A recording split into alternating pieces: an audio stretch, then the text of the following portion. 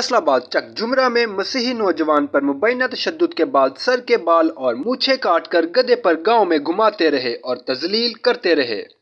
متاثرہ شہری واصف مسیح کو لکڑیاں کاٹنے پر مبینہ تشدد کا نشانہ بنایا گیا۔ واقعے کی اطلاع ملتے ہی ایس ایچ او جمرہ نے کارروائی کرتے ہوئے ملزمان کو گرفتار کر لیا، جبکہ مزید کارروائی جاری ہے۔ مسیحی خاندان کی اعلیٰ حکام سے انصاف کی اپیل ہے۔ چک جمرہ میں مسیحی شخص واصف مسیح کو ملزمان نعیم اور جنید نے لکڑیاں کاٹنے پر مبینہ تشدد کا نشانہ بنا کے سر کے بال اور مونچھیں کاٹ کر گدھے پر گاؤں میں گھماتے رہے اور انسانیت کی تذلیل کرتے رہے۔ واقعے کی اطلاع متعلقہ تھانے کو دی گئی تو ایس ایچ او نے بروقت کارروائی کر کے 2 ملزمان کو گرفتار کر لیا، جس پر مزید کارروائی جاری ہے۔ معلومات کا قابل اعتماد ذریعہ CRC۔ جڑے رہیں CRC کے ساتھ۔